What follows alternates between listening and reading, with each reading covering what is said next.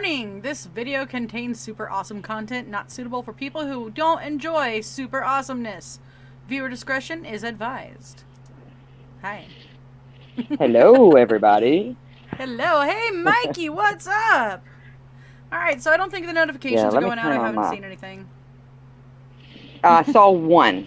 Okay. One. Facebook's being Facebook again. Yay. Mm-hmm. Yeah. Hey, Mikey. What's up, Mikey? Alright, people are starting to come in. So tonight, we decided to be super random. Random. I mean, we kind of missed the random show. So, why not? What's up, Mike? How are you doing? Hi, Mike. Whoa, here we go. So, we are going to talk about strange and weird news reports and take a wild guess where some of them are from. Well, let me guess. Would that be Florida? Yes! Ding, ding, ding! You get a prize. Your prize is Randy. Hey, Randy, how are you doing? So, your prize is that you're not in 117-degree weather. Oh, that's okay. I'm like in 90-something degree weather with like 115% humidity, so it's completely swamp-ass time here. Oh, God, it rained today. It rained here today. Did it? Yes, and then went to 117. So I feel that's just nope weather for me. Woo, party. Mikey's tired from partying yesterday. Party, party, party. Yay, party!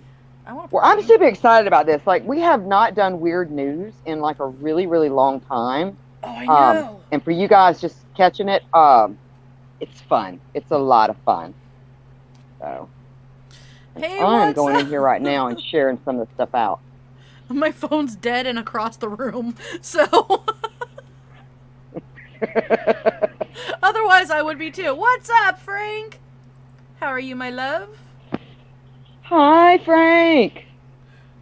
Hello, everybody. Hope you're ready to be eaten. And it's death metal vocals. All right, I'm sharing this out. Guys, y'all share it out too. I'm sharing things out right now. Yeah, almost done working. Woo woo. That means more fun for me later. I didn't say that out loud, did I? There we go. Okay, all right, good. Mikey's all Frank. All right. So I think I'll start with one of those ones where you're like, dude, you know that meme with Patrick Stewart where he's like, that's how I feel about this one. Yeah. All right, so. Well, tell us what you got tonight. I've got suspect made dopey Google search.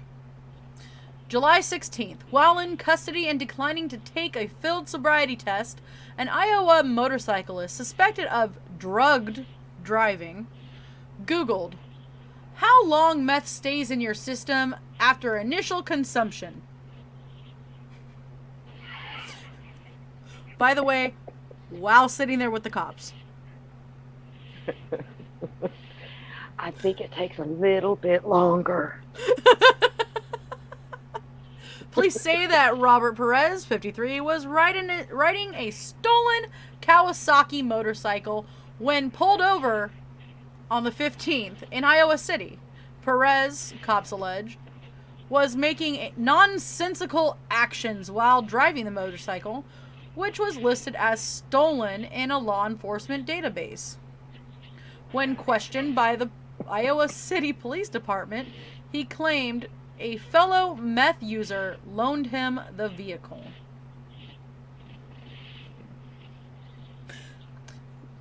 And that's in quotes. All right. Guys. That's in quotes. A fellow meth user loaned me the vehicle. He reportedly admitted to injecting meth 5 hours earlier and had multiple syringe caps in his pockets. He agreed to take a breathalyzer, but there was 0 alcohol content. Of course. But he refused all field sobriety tests. While at the police station, and still apparently in possession of his phone, a police officer witnessed him Googling again how long meth stays in your system.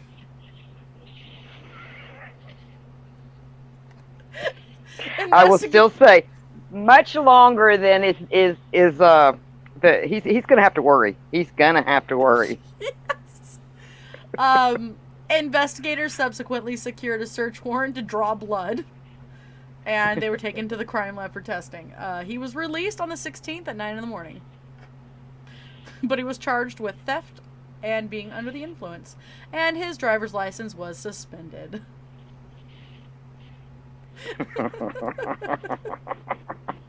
Mikey, that's worse than the video of the guy who called the cops to ask about it. Right? Or the ones that call and say somebody stole their drugs. Oh, God. I like the one that called and was like, I did too much weed. I need an ambulance.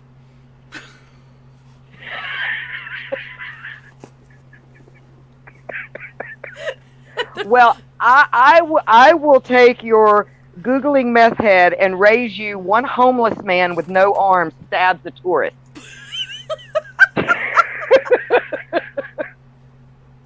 I bet you what, I know where this is. I'll give you one guess. Alaska. Alaska, yes. I'm pretty sure it's Florida. On Tuesday, July 10th, a 46-year-old armless street painter named Jonathan Dale Crenshaw was arrested after he grabbed a pair of scissors with his feet and launched himself towards a 22-year-old Cesar Coronado and stabbed him with the instrument. The arrest report stated that the incident occurred at the 1600 block of Collins Avenue in, yes, you guessed it, Miami, Florida. Coronado was walking with his friend Cindy, 22, both from Chicago, were visiting Miami Beach. Crenshaw claims he was lying down on the street when Coronado allegedly punched him in the head. Crenshaw stated, in self-defense, grabbed a pair of scissors with his feet and stabbed Coronado twice, inflicting a stab wound on his left arm, leaving him bleeding on the ground. Crenshaw placed the scissors back into his waistband and... Okay, I'm trying to see this with my head. Crenshaw placed the scissors back in his waistband and quickly fled the scene. What?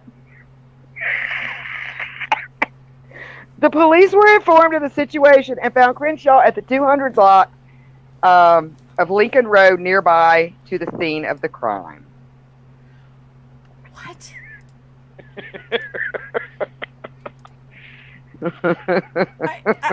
But Happy feet.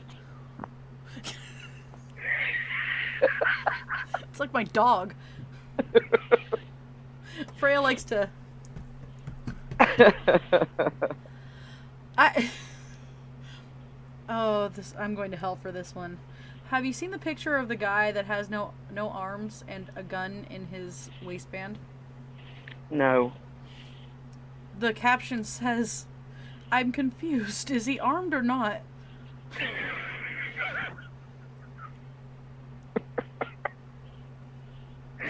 I was confused too. Okay. Some of these I wish I could pull the pictures up for. But this is from Mikey. If you have any information on the whereabouts of the armless scissor man.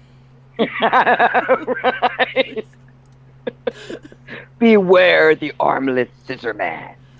So I pulled up from grunge.com some bizarre news stories from 2019. I'm not sure which one to start. I'm ready. Okay, so the Russian spy whale that was too friendly to leave. So, when you first read in May 2019 that an alleged Russian spy whale had been found in Norwegian waters and was playfully refusing to leave, well, you probably double-checked to see if you were reading The Onion. But no, you were not. It was the Washington Post. Oh, wow. Okay. This craziness really went down. Basically, a charming beluga whale discovered near the city of Hammerfast in Norway kept seeking out human attention, even allowing people to pet his nose. Was he a narwhal? He's a narwhal. Now I'm just imagining sword-fighting Russian spy whales. I want to pet your nose. So now, wild belugas are definitely social butterflies as it is, but they don't normally nuzzle up to people. So this behavior was really suspicious. And sure enough, the whale was found to be wearing a harness that said, "Equipment St. Petersburg." Oh, snap. Okay. As it happens, there is a long-standing theory that the Russian Navy has conducted a special operations sea mammal program for years, using whales and dolphins as spies. No, the animals do not get paid through the Russian Defense Ministry. But a post did add in 2015 offering $24,000 for 5 dolphins, which definitely raised some eyebrows. According to BBC and the Russian Navy, they denied these accusations of using whales as a spy. What was the name of the project? I don't have a list. Or I don't have a listing. But it does say that when interviewed, Operation Peekaboo. Operation Peekaboo. It says that when they interviewed Russian Colonel Viktor Baranets, he said, "We have military dolphins for combat roles. We don't cover that up." What? For combat roles? Apparently they're not spies, but they Bring do in have... the whale! Release the whales! Attack!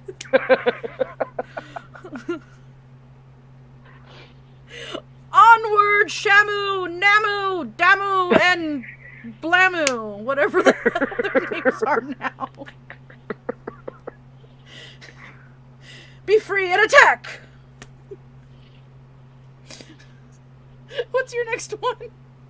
Oh, my next one? Oh, okay. I'm sorry. I was just enamored with the whole attacking whales. All right, so and mine, right? They don't seem that scary. So I'm getting mine from weirdnews.com. Okay. So this one is man hides cherry pies under woman's car tires to see them bend over. And this looks to be from 2018. So on Tuesday, August 7th, the 43-year-old Kirk Michael Fulton was arrested after he allegedly hid cherry pies, VHS tapes, and other various items underneath parked cars of women drivers so he could see them bend over and pick them up whilst he was watching from a distance with a pair of binoculars. Wait, were these VHS tapes like the music video for Warrant Cherry Pie? I don't know. So Fulton would wait in his car with apparently this person likes to use the word whips. With an unsuspecting female parked their car in the Target car park. The victim would exit their vehicle and enter the store. Fulton would run over and place various items in front or behind the tires of the car. These items included laptops, VHS tapes, and McDonald's cherry pies. Oh. You know, It's going to take a much better cherry pie to have me even think about bending over and getting it out from under my back tire. I honestly would probably just run it over just to see it ran over. Right? Kind of like blowing stuff up, you know? So then Fulton would run back to his car to gain a better vantage point and would stalk his victims with the use of binoculars. The women would then be forced to bend over to see what they've driven over after hearing a crunching or squishing sound. They must have really good ear, like, hearing to hear a cherry pie go squish. The sheriff commented, do what? I don't think I would have.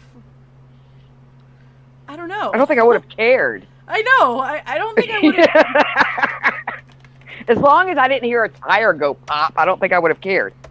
So the sheriff commented on Fulton's behavior. It is very creepy, unacceptable behavior. That's the best way to describe it. It's just creepy. Yeah, I mean, yes. 'Cause just why?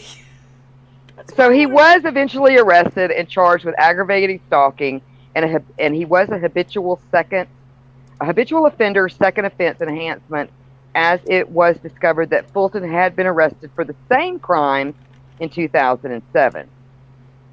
Cherry pies. And this was in Michigan, actually. He was arrested for cherry pies in 2007. He was arrested for, yes, habitual stalking and the leaving of cherry pies. He was arrested for habitual cherry pie pudding. What? How does that even happen? I don't know. I don't know.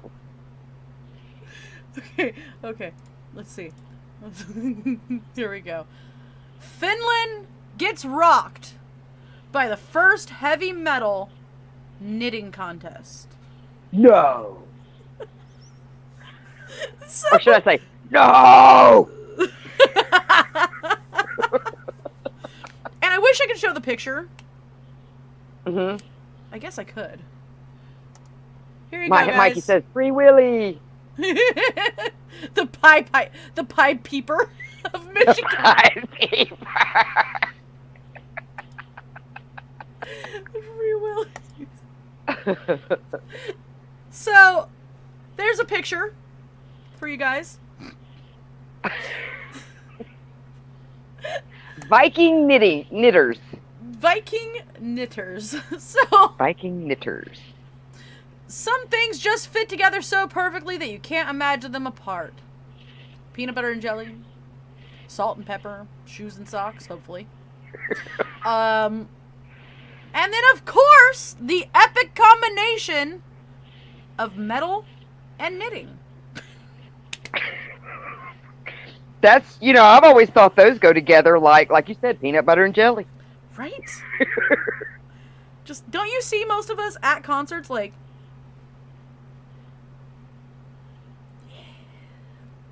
Hey, I knit all the time at concerts. So, according to the Associated Press, July 2019 was rocked by the historic premiere of the first heavy metal knitting world championship. Held in Finland! A place where metal is so mainstream that folks often emit chaotic death growls in place of breathing.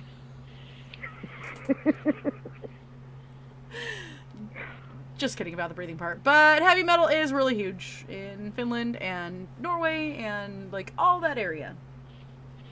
Hence my awesome face get up tonight. And you look absolutely beautiful tonight. Got some of my runes going on. This I like it. This part took more effort than you would believe. No, hey, it does. A lot of people don't realize it, but you got to get those things, like, you know what I'm saying? Like, even, like, right. I kept making squiggly lines, and I'm all...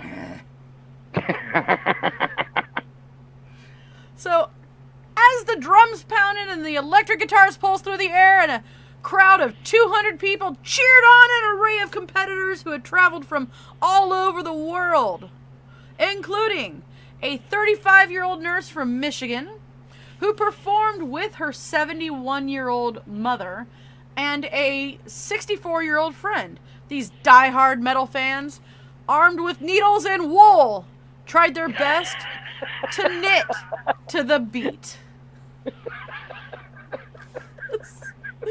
The swift I've got to look up a video for this. I've got to. I want to see people knitting to the beat. It's fantastic. I've seen it. It is amazing. But you know, you've got to wonder, does this leave a certain pattern? Now I want to look at that picture again. One of them has something that says knit or die. The swift-handed winners proved to be a 5-person crew from Japan called the Giga Body Metal Team, with a second heavy metal knitting event planned for 2020, which did not happen. It's happening this year instead. There's lots of practice. So, I'm going to have to look it up from this year because it was in July of 2019. So, let's find out. Okay. If it happens this year. Your turn. Okay, let's see. Surfer attempts to surf the Atlantic Ocean to avoid arrest. And this looks like this was from 2017. On Saturday, October 14th, 20-year-old Justin Hunter Curtin threw beers at beachgoers at Wabasso Beach Park, located in Vero Beach, Florida. Florida. Why am I not shocked that it's Florida? He surfed away from arrest when police arrived. Indian River County Sheriff's Office reported that the incident began when Justice hurled abuse at the new surfer who was trying to catch some waves at the beach. Justin became angry at the new surfer taking up all the room in the water. He yelled at the victim and told him to leave. He threw beer cans at him, hitting him in the face. The victim reported, surfers tend to get upset, right? Tend to get upset when new surfers go to the beach. The victim called the police, quit. Justice fled into the ocean on his surfboard. The police arrived and attempted to call Justin out of the water. Lifeguards attempted to get his attention, but he did not turn around and kept surfing. After several minutes of ignoring deputies and avoiding arrest, Justin swam back to shore. Officers reported that he smelt of alcohol. Justin Hunter Curtin was arrested and charged with misdemeanor battery, but not charged with avoiding arrest. He was booked in the Indian River County Jail. But, Mike Hat, this is killing me. Hi, Lucas. How are you doing? Hello? Hello. Oh, man, I went blurry again. That's kind of creepy. There we go. You know, I guess they kind of felt sorry for him. Like, man, we've got to arrest him, you know, for the whole battery and, you know, all that kind of stuff. But we've just got to feel bad for him for trying to surf out of sight. I mean, how far was it going to go? It's like when, what was it MapQuest or was it Google Maps where you type in directions to London and it tells you to swim the Atlantic? Yes, but I've heard they've taken that down. They have. Because, you know, there's probably some person out there that was like, oh, it's just a short, brisk swim. It's all, it takes days. I'm all, It's going to take you a while. He was off to, catch him, he was in Bermuda. Yes. Yes. So, let's see. I'm thinking kitty face politician. Yes. So just so you guys can get a visual, again, I am on grunge.com.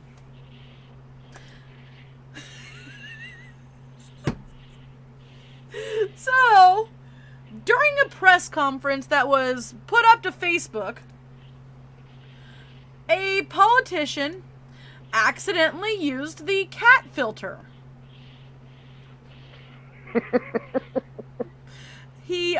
So in June of 2019, the BBC reports that Pakistani politician, I think I'm going to butcher this, and I don't mean to. Shaukat Yousafzai streamed a live press conference to Facebook.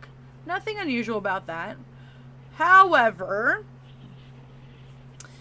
he had the cat face on for the whole conference. And the best part is the guy next to him kind of looks like he could see the cat face. He's just glaring at him. But that would actually, oh God, I hated those kind of meetings that you had to go to and try not to fall asleep. Like, this would actually have caught my attention.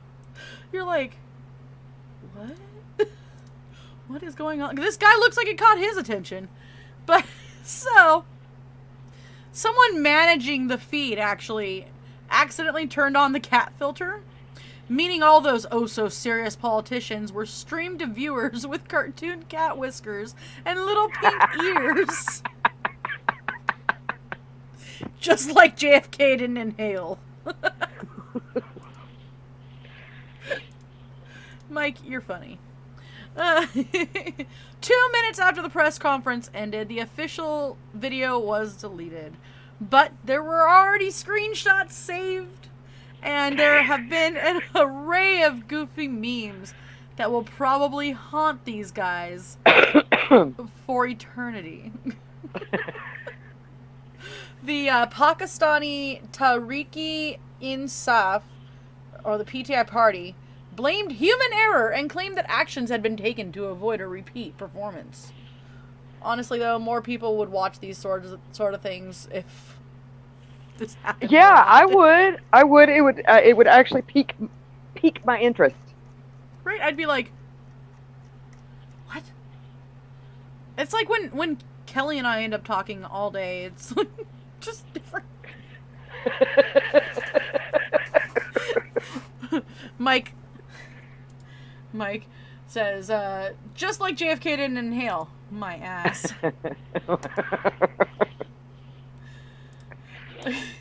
What's the Alright, so I have a most trending, and this is actually a device.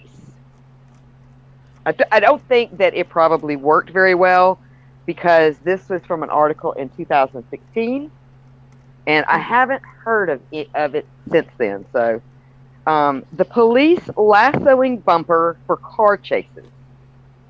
Oh. The grappler is introduced to police chases. Its purpose is to grab the back of an invading criminal's vehicle. A new device to aid police during police chases may be added to the arsenal.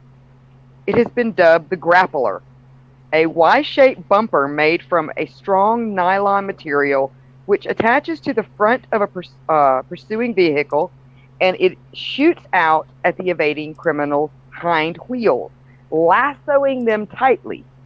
Oh. The suspect's vehicle, after being tethered, is preventing from accelerating away and is forced to come to a slowdown.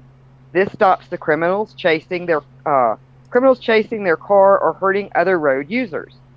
The grappler provide the police officers more control in stopping the criminals' vehicles down, and will also bring down the number of chases during police chases. As it has been noted that 40% of police chases in the U.S. end with a crash. The grappler is currently not being used by the police, and I cannot blame them.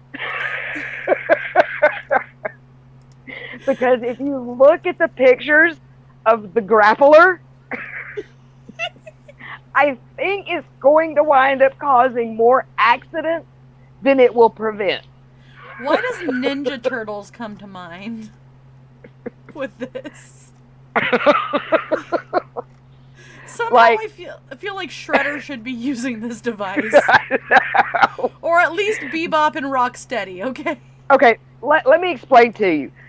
If you take a rope and you throw it into a ceiling fan while it is on, what happens? You get caught in the ceiling fan! Do you really want your vehicle, which is already moving at high speed, to be wrapped up in the wheel wells of the car in front of it. Somehow, I feel like this could end very, very badly. Very, very badly. And I repeat, the grappler is currently not being used by the police. Oh man. That's This good is stuff. about as good of an idea as nap time spray. Is nap time spray chloroform? Yes. Thanks, nap time. Man, I slept well, but God, my head hurts. Well, we could always, you get a free sleep. Is it Dream Sack? The black hood, the black hoodie that goes over your head. Hi, Ray. The Dream Sack. The dream sack. Yeah, the Dream Sack. Ray's here. What's up? And Mike Hi, likes the Ray. twisted tea. Mike Hat likes the twisted tea, and yes, Twisted tea. I understand that he made me say Mike Hat likes twisted tea. That stuff gives me heartburn, man. So I got two because one's really short. Uh-huh. So I'm gonna do two real fast. A zoo allows you to name a cockroach after your ex and feed it to the meerkats. So Valentine's Day is a beautiful day to spend some time with your beautiful loving partner, you know, if you have one. However, if you were stuck spending Valentine's Day alone brooding over a bitter breakup, you would have been delighted to learn that in El Paso, Texas, they gave people to be the opportunity to be extremely passive-aggressive. According to NPR, the El Paso Zoo's Quit Bugging Me event allowed spurned lovers to name a cockroach after their ex. Why? Because on Valentine's Day, you would have the opportunity to watch the poor roach named John or Jane or whatever ripped your heart apart get devoured by bloodthirsty meerkats. If this sounds awesome to your lonely ears, well, you aren't the only one. It was reported that over 6,000 people submitted their former partner's names. And the cockroaches were released. And there was a vicious chomp down by the meerkats. And thousands of people, only about a dozen people attended, like in real life, but thousands of people watched it on live stream on Facebook. They made over $3,000 in donations for this whole shebang, and it was a success. Frank says, so I can name a cockroach Arby's beef and cheddar. To be honest, I think that I would just have to name one of those cockroaches. I just have to. Yeah. Oh no, I could have some fun with that. Ray says, not much, still playing Farm Simulator 19 since 4 a.m. Jesus. That's a long time, Ray. So here's number 2. Okay. Message in a bottle makes it across the ocean after 21 years. At least once in your life, you might have been tempted to write down some details about yourself on a scrap of paper and stuff it in a bottle and send it out that SOS to the world. I've always wanted to do one that says, help, I'm trapped on a deserted island. Just because. People are just looking all over the deserted islands and realize... What?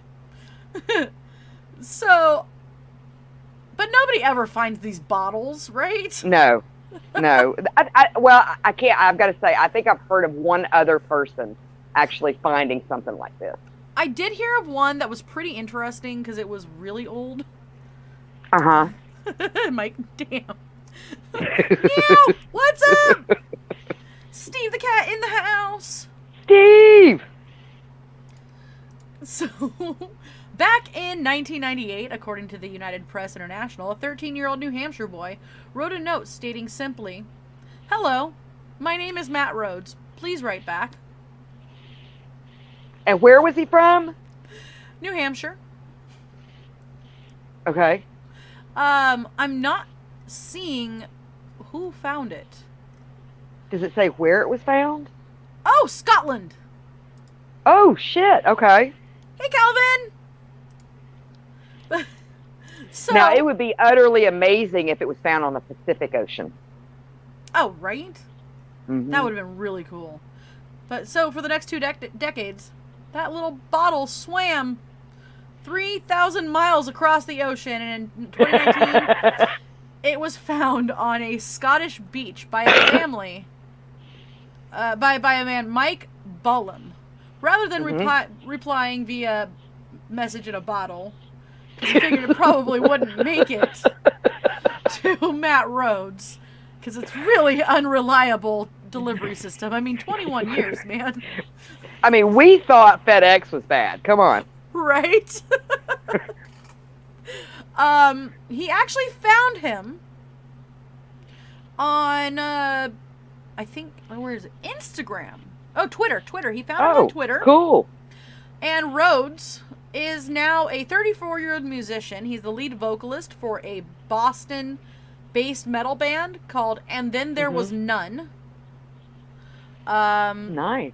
And he did tell the Newburyport News that if he'd realized the bottle was going to turn up a few decades later, he probably would have written something more substantial. But hey, the bottle's headline, Making a Return, did coincide with the band's comeback tour. So that's pretty awesome. Oh, that is cool. That is very cool. Everything's connected. Message in a bottle via Wish.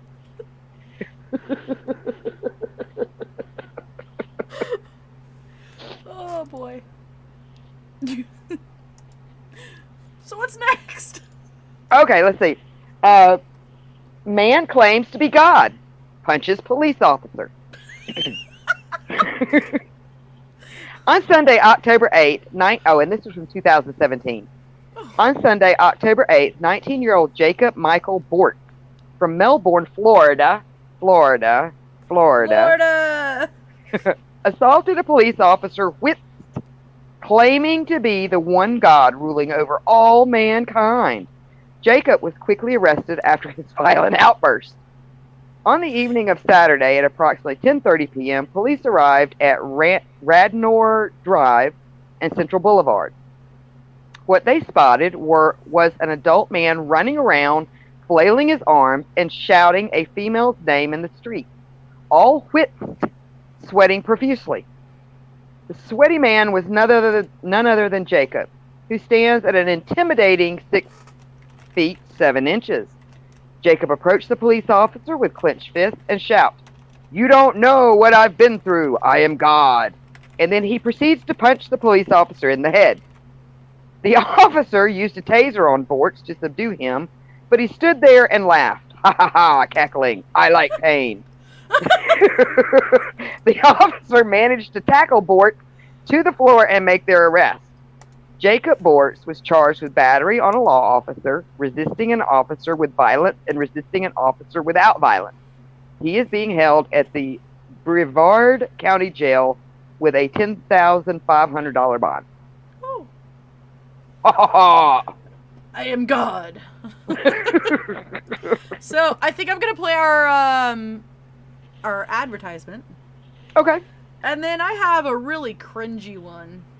Ooh. So let's play our ad for the Haunted Hill House. Whoop, whoop.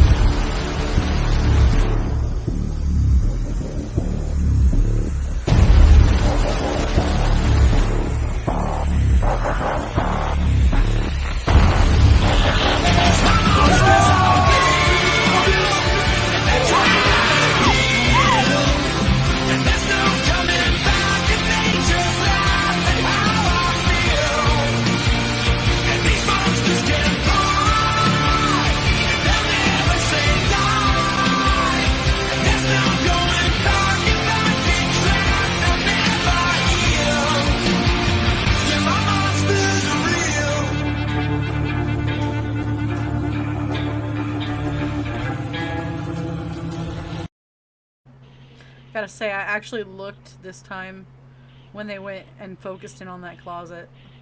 It's some creepy stuff. Yeah. Some very creepy stuff. You actually do see a face and a figure in that. Yeah. Oh, I can't wait to go. Are you guys really going to go? Mm-hmm. Oh, that's going to be fun. I'm too chicken little for that, though. I'd see something poking out of a closet, and every childhood nightmare would be coming flooding back in like 2 seconds. The thing that actually creeps me out is that doll. Really? Mm-hmm. See, dolls don't bother me. Creepy shit that. in the closet bothers me. Stephen P. Kitty Cat says, I like pain. Ha ha ha. So, I got a really creepy one. It'll totally give you guys the heebie-jeebies, because it totally gave me the heebie-jeebies. Me too. So, tiny sweat bees found in a woman's eye, feeding off her tears. And I do not have a picture of it. I was looking. I couldn't find one. So, if you're the squeamish type, you may want to brace yourself before I continue with You this may one. want to look away. So, April 2019, according to CNN, a woman in Taiwan went to the doctor with a very severely swollen and painful eyelid. The pain started after something blew into her eye while visiting a deceased family member's gravesite, and it didn't stop after she washed the area with water. So, the woman knew that the eye pain was bad news, but she did not expect what was happening next. It's voodoo, I tell you, it's voodoo. It has to be voodoo. The doctor pulled out 4 tiny sweat bees, which are insects that are only 3 to 4 millimeters in length, and they became nestled into her eyelid. I don't want anything nestling in my eyelid. Yeah. In the absence of nectar and pollen, they had been feeding on her tears, which were plenty because she was in pain. Doctors successfully removed the 4 little guys from the eyelid, but tragically, because they were in there for 3 hours, they caused a bacterial skin infection and severe erosion of her cornea, which reduced her eyesight to 2200. I don't know what that is. See, exactly. I don't know that much about. I don't either. But it sounds bad. It sounds blind bad. Well, I know, isn't like 2040 nearsighted or something like that? So I don't know. I don't know. Oh gosh, I can't even imagine. So with that said, it is a huge relief that she did get attention quickly. Oh, I'm sure. Yeah. Because had she waited even overnight, they may have actually had to remove her entire eyeball. Oh God. Yeah. And can you imagine? Because like you get an eyelash in your eye and it feels like a log. Right? I couldn't even imagine having sweat bees nestled. You know what freaks me out? That's just a pleasant word that does not need to be used with this. Nestle. Bot flies freak me out. Oh God. Like that girl. What was it? That girl that got stranded somewhere down there in South America, and she was like, I think it took her like a week. Was it the one in her scalp? Oh, they were all over her body. She said that a lot of times she just had to stop and like pop them out. Oh God! Because they would develop so fast. So, we were recently, guys. Welcome to Eaton. Exactly. We were watching something recently. There is a show that has Joe Rogan on it quite often, actually, or at least a few times. But there's a guy who is an avid hunter. Okay. And I think it's something just called. I think it's like called Meat or something like that. And they were talking about how in a certain area here in the US, the botflies actually end up in the noses of these deer. Okay. And it's because the botflies come from the mosquitoes that bite them. And the easiest place for the mosquitoes to bite a deer would be on the nose because it's the most exposed thing. And then with the area, they actually grow, and these poor deer have a little bit of trouble breathing because they have botflies in their nose. And they even showed, like, when they had taken down a deer, them pulling out botflies from the nose. I was like, nope, I know that's not even the rest of the body, but that meat is tainted. I will not eat it. No. Well, I mean, I know we're getting off on another subject, but it is an interesting subject. That's like in some of those rainforests where the leeches actually live in the trees, and they'll get in people's noses because they fall out of the trees because it's just like constantly wet. Yeah. Ugh. I'm freaked out by ticks and all of that. So yeah, I don't like parasites. Parasites freak me out. Things that go in the skin that should not be in the skin. Yeah. Just no. Like liver flukes. I still can't figure out how a liver fluke gets from the digestive tract into the body cavity and attaches itself to the liver. Yeah. Oof. Creepy. Super creepy. So, I have one. This guy sued his parents for extremely uncomfortable reasons. So, Jerry Seinfeld once joked that moving back into your mom and dad's old house isn't usually a sign that adult life is moving forward very smoothly. To be fair, though, things happen. Which is why one unnamed Indiana man took refuge with his folks following a divorce in 2016.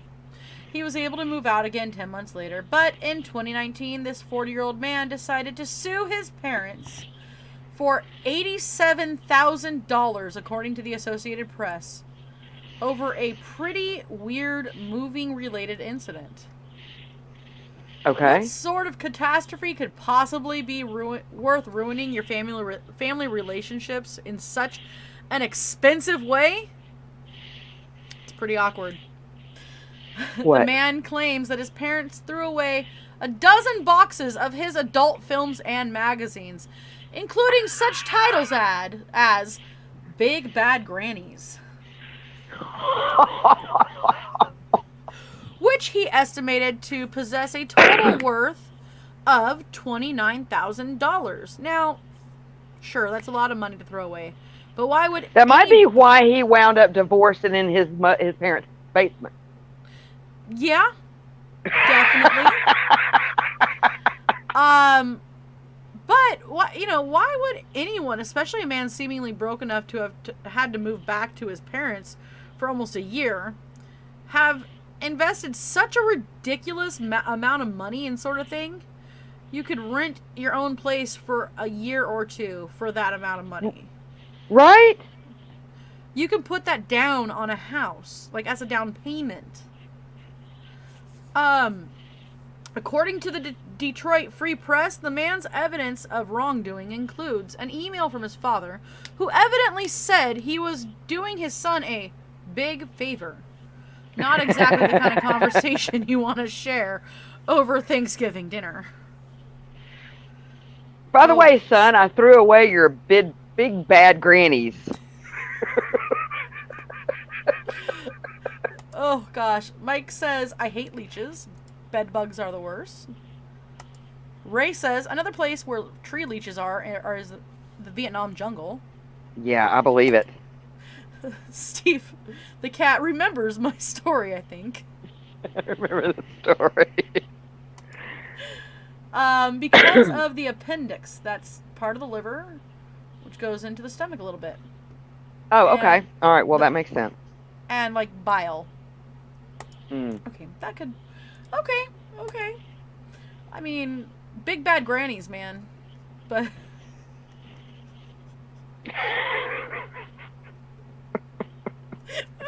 true story? I do.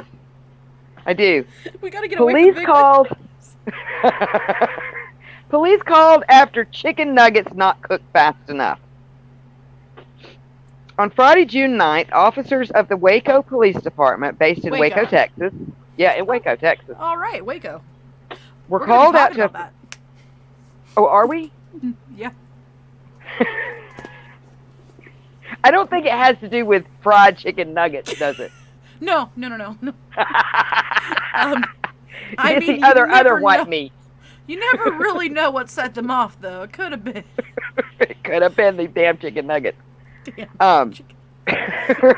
They were called out to a fast food restaurant at the request of a woman who had not had her chicken nuggets cooked fast enough. At approximately 11 p.m., the Waco Police Department's emergency line rang. On the other end of the phone call was a woman in distress. Her location? She was at a drive-thru of an undisclosed fast food restaurant requesting for an emergency service. Why? The fast food workers did not fry her chicken nuggets fast enough. Sigh. God, Karen. The call took up the service of 2 police officers to deal with. The woman was insisting to the fast food workers that she should receive the chicken nuggets for free as the workers did not cook them in a timely manner. The fast food workers decided to give the woman's money back and deny her services of the eatery, politely telling her to move along. Waco Police Sergeant Patrick Swanson stated, management worked with her, gave the customer her money back, and we asked her to move along. Don't mess with chicken nuggets. Yuck equals MC squared. All right. So I got one, and this one you would think was in Florida, Okay. but it's actually not. And I do think I remember one similar in Florida, but this specific one is actually in Tennessee. Oh, okay. Watch out for them damn meth gators. So stop flushing your drugs, folks. Crystal methamphetamine is insanely dangerous stuff, so you can't blame police for being cautious. Nonetheless, the Laredo Police Department of Tennessee probably went a bit overboard in a July 13th, 2019 Facebook post when, in the midst of describing the real risk posed by flushing meth down the toilet and thus contaminating the sewer water supply, they did not only express worries about what meth-addled ducks or geese might do, but also cautioned that if discarded drugs floated down Shoal Creek or the Tennessee River, it might create meth gators. Yes, you heard me correctly. Meth gators. Somebody call up the Teenage Mutant Ninja Turtles. So, would, like, the meth gators have strong muscles, or would they be wiry? Would they be trying to, like, fix the squeak of that broken shopping cart in the middle of Walmart at 2 in the morning, or... No, they would just gum you to death. Would Walter White make a cameo as a villainous leader? So, not surprisingly, this bizarre warning about meth gators earned widespread mockery, appearing on the news, on different news outlets like CNN, NBC, and even BBC. Wow. Okay. They interviewed Loyola University's Dr. Robert A. Thomas, who debunked the meth gator concept by pointing out that not only a truly colossal amount of methamphetamines could have any impact on a gator's body, but there would have to be, like, a large amount of meth being flushed regularly. But wouldn't this make a great, like, B horror movie? I mean, you got Sharknado and all this kind of stuff. Meth gators coming to a drive-in near you. You know, we may need to do this. Right? By the way, dibs. Psycho Bunny Death Cult has called dibs on this Meth movie. Gators. We are going to make Meth Gators. It is now copywritten. It's copywritten. I will trademark it tonight. Meth Gators. So Loretto Mayor Jesse Turner, for his part, says that the whole thing was a joke. And so does the Loretto Police Department. But this went not just national, but international. Yeah, but they also said that sewer alligators were just a joke. And they found them. I will review Meth Gators for you. So I got a funny story actually about sewer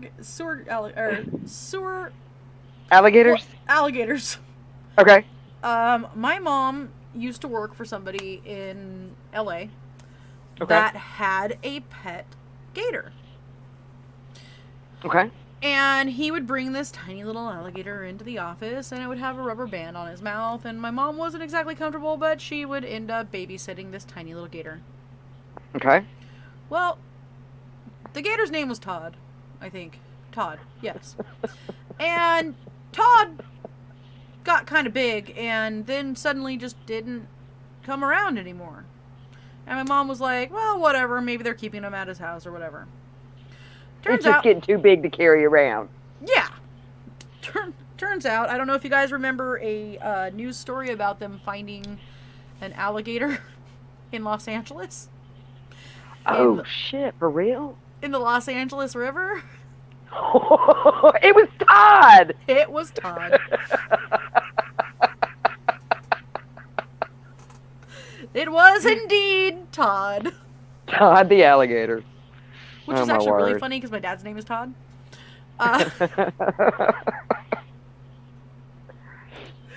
Oh, man. Oh, I do not. All right, well, I have got my last one for the night. Okay. Baggy jean thief caught with 45 items. On Thursday, June 1st, 38-year-old William Jason Hall managed to stuff 45 items from a 7-Eleven base on Duffy Road in Lakeland, Florida. He almost got away with it, but police officers spotted William placed all the items in his pants from the parking lot. On Thursday afternoon, William walked into the 7-Eleven wearing his money-making baggy blue jeans. He made his way towards the motor oil section along with the first aisle. He began to place 15 quart-sized bottles of Pennzoil into his jeans, all of which magically managed to fit. Outside in the parking lot was Detective Philip Ryan. Pants? I don't know. Who's sitting in an unmarked patrol car. He managed to see the entire incident. William moved along to the DVD section. He dropped a bunch of DVDs on the floor and began to stack them up and then stuff them in his pants as well. Baggy pant-wearing William left the store without paying for the items in his pants and walked towards his vehicle.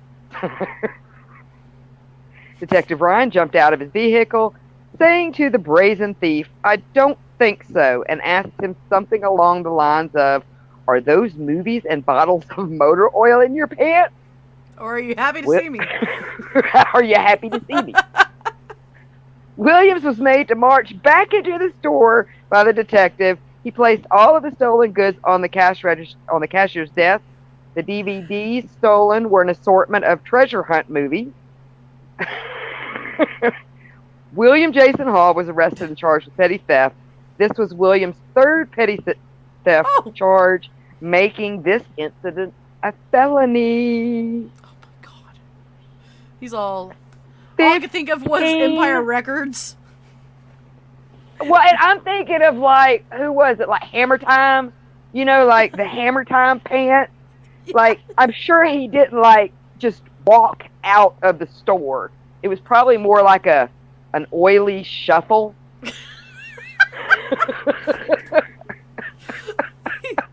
Hammer Time.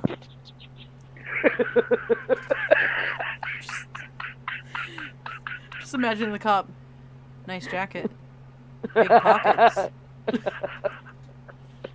That DVDs are oil in your pants. You're like, I would say, are you happy No. to see me, but did you crap yourself, sir? Oh my God. So Ray says that they found 2 gators up there, or down there in Kentucky. Yeah. It's amazing how they can like climatize themselves to areas that you would not think that they would survive in. Really. Gators Super super strong. strong. Gators super smash. Smash. Imagine an alligator with big false eyelashes on.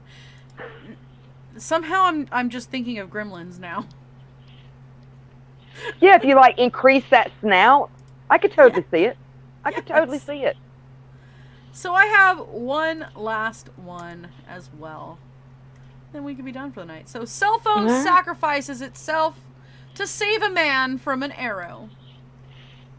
Nice.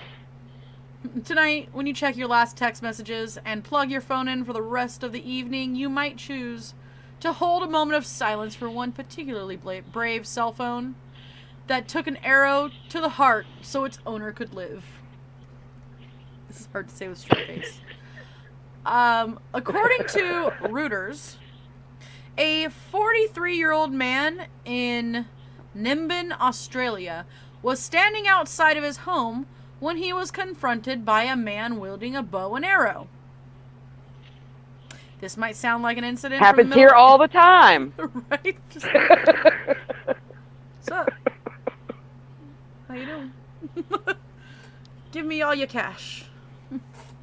So it might sound like an incident from the Middle Ages, but since it actually happened in 2019, the homeowner raised his cell phone to snap a picture of the intruder, who then responded, perhaps predictably, by firing an arrow at the man. Luckily, the cell phone was perfectly positioned to block the arrow, which pierced through its screen and sent the impaled device crashing against the man's face. The man survived with nothing but a laceration to his chin. The cell phone, on the other hand, was dead. Rest in peace.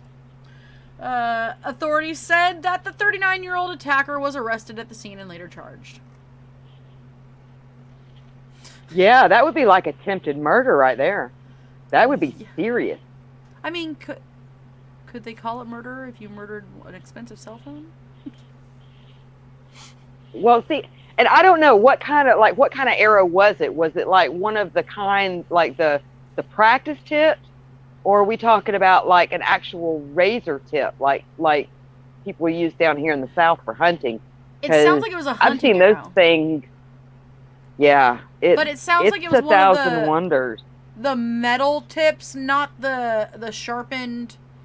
Like the razors. Tips. Yeah, I think it was just one of the ones with the pointed metal tips, which still do damage, but oh yeah, not like the kind of damage you see that goes directly through the deer. Yeah. So Mike says, "Bah." Wow. Rebecca says, I have a friend. Him and his wife have a gator that lives in an indoor heated hot tub. They have a special license to take it to school, as well as poisonous spiders and big snakes. Oh, fun. I like snakes. Frank doesn't particularly care for snakes, but we do watch this one guy that, the Viper Keeper. Mm-hmm. We watch a few guys, actually, but the Viper Keeper in particular is one that I think both of us really enjoy because he's very calm and he's very matter of fact. He's not like this outlandish, crazy. There's this guy, Tyler something, who has tons of tattoos. He's a tattoo artist and he's also a snake handler. But the Viper Keeper is just this older guy, gray hair, super nice, seems pretty chill. He has these popcorn cobras. These things will attack water. They'll attack their own reflection. They're that aggressive? They're Wow. so aggressive. He has them in this like drawer, and he goes to feed them, and they're just like, like they just start everything. Well, you know, we went to a thing not too long ago that was like a reptile thing, And Mhm. this guy actually works for the state of Georgia, and he's the one that actually gets called in whenever snakes have to be like taken into custody, basically, Mhm. because someone doesn't have a license for them. And they had recently made an arrest down here of someone that had two of the, is it the spyglass cobras? Oh, the spectacles. The spectacle cobras, as Ooh. well as a black mamba. And yeah, and didn't have a license for them down here. And then he has to keep them as evidence until the case goes to trial. But he goes around and does like a reptile stuff. That's so cool. This guy And has a king cobra named Elvis oh, nice. because he's the king. And Oh, yeah. then he has this. I can't remember her name, but it's a gaboon viper, and she apparently they're super poisonous, right? But he just lets her out, and she like roly polies around everywhere, and she's all chubby and cute, and just does her thing. Elvis, king cobras are immune to other snakes' venom, right? Right. So Elvis just kind of does his own thing too. He lets him out. This guy's insane. He's very nice, but he's insane. But they're in. Take a wild guess what state? Florida. Florida. So, all right, You've got to have the right temperament. Oh, go ahead. To be able to, I said you've got to have the right temperament to be able to handle animals like that. I would be too nervous. That's me. Hold on. Okay. Hey, I found my phone. Turns out it was actually in front of me. No, we went to, there's a place called the California Living Museum. Uh-huh. Yeah, Calm. CALM. California Living Museum. It's here in Bakersfield. And what they do is California native animals that are not able to be rehabilitated and put back into the wild, they live their lives there and they're taken care of there. Oh, that's nice. They have a snake exhibit, and Frank took me there on our first official date. And then we went back there a few times subsequently, and he's not a fan of snakes, but he knows that I do love snakes. And so he took me into the snake exhibit, and there was somebody sitting there with a snake, like out of the exhibit. Cool. And she was like, "Do you want to hold him?" I was like, "Yeah, definitely." And Frank's standing there with me doing really well. And she goes, "Oh, his name is Severus Snake." Oh, that's cool. See, I don't mind them if I know they're not poisonous. Like, they don't bother me if I know they aren't poisonous. But I don't think I could handle, like, be a snake handler. Frank, snakes are the devil. He was a, I think he was just a king snake. I love king snakes. They're great, honestly. I would love to have a gopher snake. Was it hognose snakes? They are so funny because they'll like roll over and like play dead, and then they'll be like, "Okay, nobody's looking at me," and roll back over, and you're like, "I see you," and they're like, "Oh." Have you seen that one weird snake? It's somewhere in like Southeast Asia. It looks like a worm with just like awkwardly placed eyes. No, I've seen, I can't think of its name. We call it the noodle snake, but it's slightly toxic. And it's got a little bitty body, like it looks like a thread almost. And then it's got this big ass head. Well, that's awkward. I can imagine it looks like something else too. But it's cute. But it's so cute though. I love snakes. It looks like a little noodle. But I can't feed them. I can't bring myself to feed. Yeah, that would be something you'd have to get past. So. See, Frank just said snakes are the devil, and then he said gaboon vipers are gorgeous. Well, see, all the vipers to me are pretty, like the really poisonous ones, but... Mm-hmm. And why is that? Why are they all so pretty? Because in nature, things like my bright hair would be a sign to run. Yeah. You know? But things that are bright are usually a sign of venom or poison, because it warns the could-be victims, usually, that Except there's us danger humans, near. we're like, oh, look at the pretty. I'm gonna poke it. Look at, I want to pet it, touch it. Right? Well,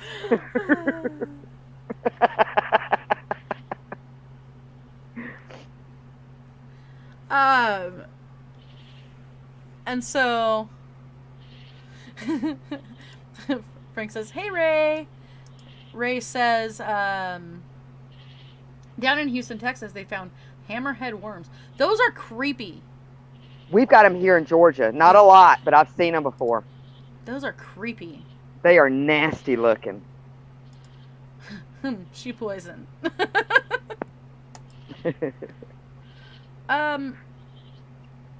Mike, did you just call me a whore?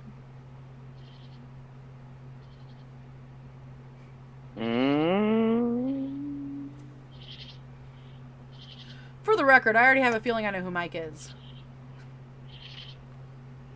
But Mike.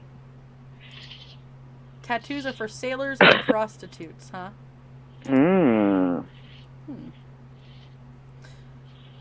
Well, I mean, I have the mouth of a sailor.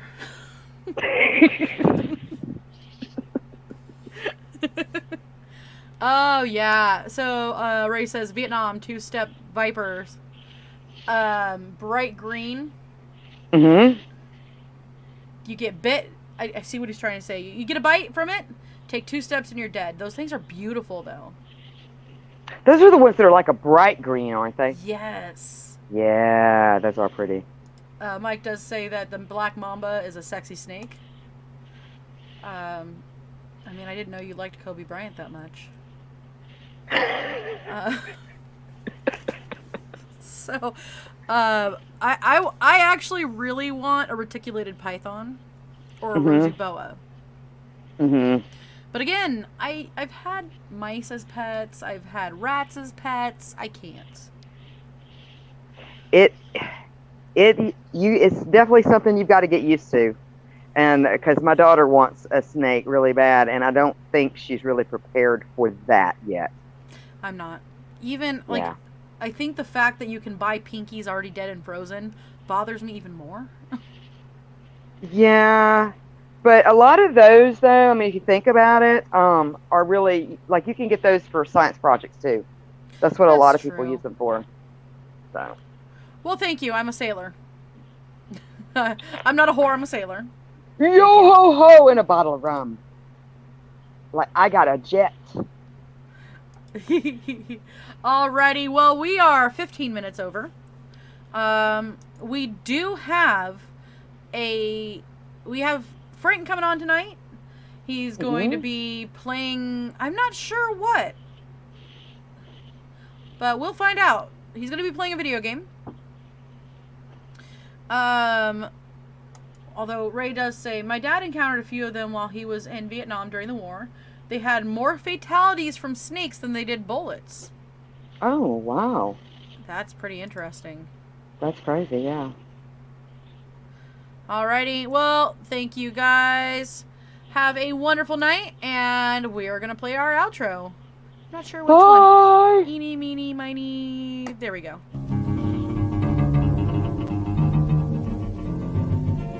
I don't know, said the world higher.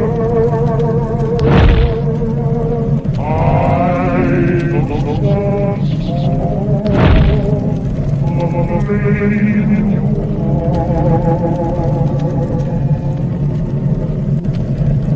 In my